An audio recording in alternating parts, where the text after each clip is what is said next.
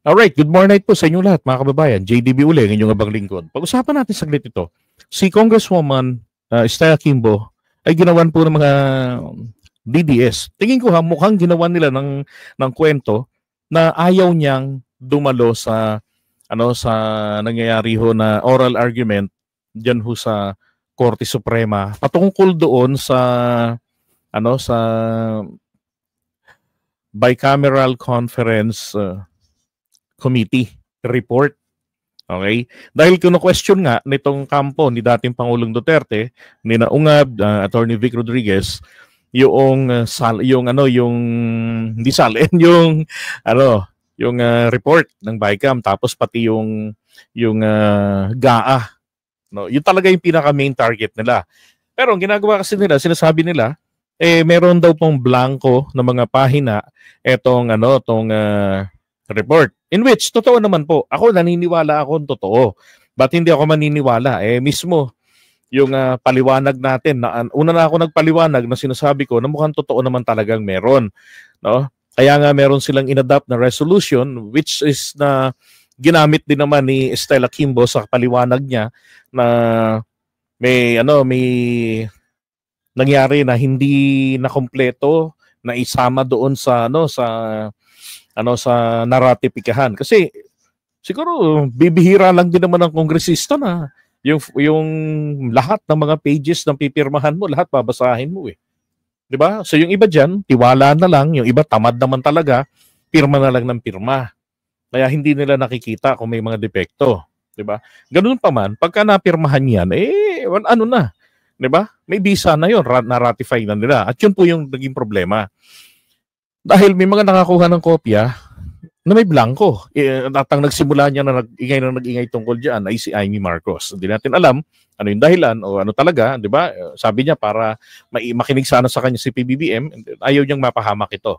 Kasi alam mo naman ng mga kalaban, yung mga kakampi ni Amy Marcos, mga Duterte, talaga namang hinahanapan ng pagkakataon na mapatalsik sa pwesto ang kanyang kapatid. Ngayon, so, pati si Stella Kimbo, pinapatawag din ho. Sina Executive Secretary, yan, pinapatawag din sila, ganyan. And then, request din ng Korte Suprema yung kopya ng enrolled bill, di ba? So, since nabanggit natin ang enrolled bill, gusto ko lang din ipaalala, gaya ng sinabi ko, na etong kaso na to, mukhang madidismiss lang din ito. Dahil meron pong tinatawag na enrolled bill rule or enrolled bill doctrine. Ano ho ba yun? It works in this way. So sa marami ng mga dispute na katulad nito dyan sa Korte Suprema, na kesyo yung mga rules nila hindi nasunod, okay, sa mga ginagawa nila. Tapos na-finalize na yung batas, ganon. Ngayon, ang sabi ng Korte Suprema dyan sa maraming pagkakataon, dahil nga, syempre, nire-respeto rin nila yung enjoyment ng bawat isa, no, sa Constitution natin na separation of powers. And besides, sabi nila ron, kapag ang isang legislative act ay na-certify na ng magkabilang kampo, na pirmahan na ng kanilang mga secretary generals, no, at ng dalawang leader ng kongreso natin, then ipinagpapalagay na, there's a presumption ng Korte Suprema na nagampanan nila ito nag-ayon dun sa kanilang patakaran. Ito po ay in good faith. Dahil ayaw naman po nilang mangyari na itong mga talunan sa political discourse sa legislative department, yung mga debate nila, na outnumbered sila, hindi sila makapalag, hindi sila makaporma, ingay lang, pero outnumbered, di ba? Para hindi raw po gawing basketball court. No? Kapag gustong rumesbak o gustong makabawi, di ba? Kakasuhan, then doon ang labanan sa Korte Suprema. Sabi ng Korte Suprema yan. Now, balikan natin ito. So, sinasabi nila na isa sa vital witness nila, ito mismo si Congresswoman Stella Kimbo. Ngayon tumatakbo pagka-mayor ng Marikina. Now, sabi rito I will not face the Supreme Court. Supreme Court inquiry, bakit ako pupunta? Wala naman akong kasalanan. These are all just power play, lalo na ng mga Duterte. And I am not taking any part of it. Manigas sila. Alam niyo ho, yung grammar construction na to, hindi ho ganun. Kasi bastos eh. Okay, bastos. Teacher itong si Stella Kimbo. Very polite, kahit na medyo, sabi natin, mabilis magsalita yan pagdating ng mga hearings, di ba, o sa mga privilege speeches niya sa Kongreso. At isa ito, si Stella, sa mga pinakamasisipag na mga kongresista under ng 19th Congress. Masipag yan, palagi. Nako, isa sa mga common faces yan sa 306 members ng House of Representatives na lagi natin nakikita sa mga pagdinig. Ngayon, paano ko naman po nasabi na ito ho ay peke bukod doon sa malayo sa behavior niya itong statement na nakalagay rito. Tapos, pansinin niyo yung nasa ilalim rito, Teacher Stella Kimbo. Okay, so tinignan ko mismo yung kanyang page. Ito po yung nilalagay nila. So, may pagkakaiba. Okay, nasa ibabaw yung Teacher Stella and then Kimbo, yung font. Diba? So sa kanila, kinuha lang ito, parang clean-up and then nilagay dyan. Kaso puti dapat eh. Di ba? Dapat puti para para sumakto talaga. Di ba? Pink yung ginamit nila tapos pula yung background. Ay nako. Pero iba yung style, malayo, pati yung grammar construction ni Tsaka tinignan ko to sa FB page niya, alam niyo ba? Kaya ito yung nandito sa harapan niyo ngayon, yung TeleQ consulta or teleconsulta. Ito ho, wala ito mismo, hindi ito nakalagay ron sa kanyang page. Alam niyo naman ng mga fake news peddlers, di ba? Ganun. Mahilig gumawa ng kwento. Ugaling Diablo yan! Di ba? Ugaling Diablo yan. Sabi nga, mga kanta ni Niolo. Di ba? Stella pa. Hindi haharapin ng Korte Suprema. Pag hindi niyan hinarapian, pwedeng may consider ito na pambabastos niya sa Korte Suprema. At saka syempre, doon sa dito sa mga constituents niya. Di ba? Ang gagawin lang naman niya, sasabihin lang naman niya kung ano yung nangyari. Diba? Kasi ang maliwanag po, balikan lang natin yung pinagsimulan nito. Sa akin yung pagkakaintindi, yan pong report ng bicameral.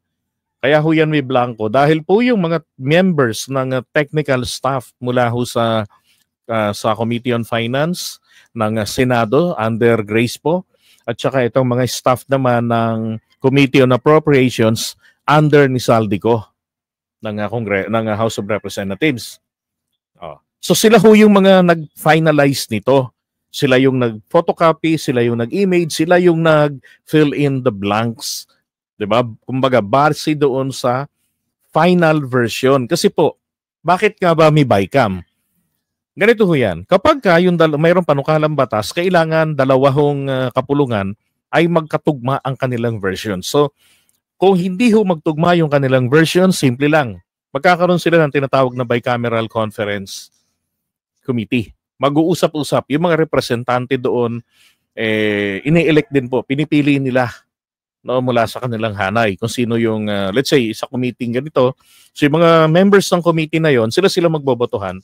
Sino yung magiging representante nila. Ganon din sa Senado. So, ngayon, kapansin-pansin po kasi na yung Department of Agriculture lamang yung meron pong blanco. Ilang pages, 17 yata o 18. 'Di ba? Ngayon, kung ito po ay deliberate talaga na sinadyang katulad ng gusto nilang palitawin para bahala na ang presidente ng Pilipinas na mag-command sa presyo, ganun. Malabo Kasi hindi ho po pwede na lumagpas yung approved budget, yung GAB, hindi pwedeng lumagpas yung presyo ng yung amount doon sa GAB, yung General Appropriations Bill, na siyang susuriin ni PBBM at kanya rin namang pwedeng i-veto ang bahagi nito or entire. Diba? So, ito pong report na to, malamang sa malamang, yung mga hindi ho kasi napagkakasunduan na bahagi. So, itatabi yun. Pagpasok nila sa bicameral conference, mangyari, pag-uusapan yon. So, pagtutugmain na yung mga versions nila. So, may mga there shall be dyan, mga presyo, magbabago, di ba? Hanggang sa yung isa na lang ang nakalagay. So, dun po sa itsura, nung nakita nyo naman na yun, nung blankong page doon, or pages rather, obviously, yun pong isang parte para po sa Department of Agriculture, hindi po nagawa noong mga tao na yon na alisin at palitan, di ba? Ng akma sa kanya. Na tawag dito, pages. Di ba? Ganun lang naman kasimple yun. And again, wala hong bearing base ron sa sinasabi ng Korte Suprema na kung nagkamali man kayo, may rules man kayo na hindi nasunod at naaprubahan na yan, nagawa ng batas yan, di ba? Napirmahan na ng presidente, nagawa na yan, naging batas na. Wala na tayong choice dyan kung hindi ipatupad yan. Ganun ang mangyayari. Pero kung meron naman kayong nakitang defects dahil hindi kayo napagbigyan na makipagdebate, di ba? Hindi kayo napagbigyan ng sapat na panahon para yan isuriin. Di ba? Sa tingin ninyo, maliho yung naipasa na GAA, pwede po, ang remedy po nito is through amendments. Baguhin ninyo, mag-amienda kayo. Dapat po ganun ang sinunod nila. Di ba? Malinaw may paraan kasi. Hindi kailangang ipagpilitan. Ay nako. So, ang pinaka-importante ho kasi rito, yung enrolled bill, yung General Appropriations Bill or GAB na siyang pinirmahan ng ating Pangulo. Kaya nga yung original noon, pinirmahan, ni-request ng Korte Suprema na isubmit ng Senate at ng House of Representatives yung mga versions nila ng enrolled bill para makita. Diba? So, abangan na lang natin yung sana magsalita rito si Stella Kimbo at sana magdesisyon na agad-agad ang Korte Suprema. Yun nga yung sinasabi ko na principle of enrolled, yung enrolled bill principle or enrolled bill doctrine. Okay? May remedy kasi kaysa sa parang hino-hostage na nila ang buong Kongreso, may remedy. 'Di ba? Hindi nila ina-avail yun, hindi nila ginagamit. Mag-amyenda. Kasi bakit? Hindi sila siguro makapagbida-bida pag amendments na lang. 'Di ba? Ay nako. Siya.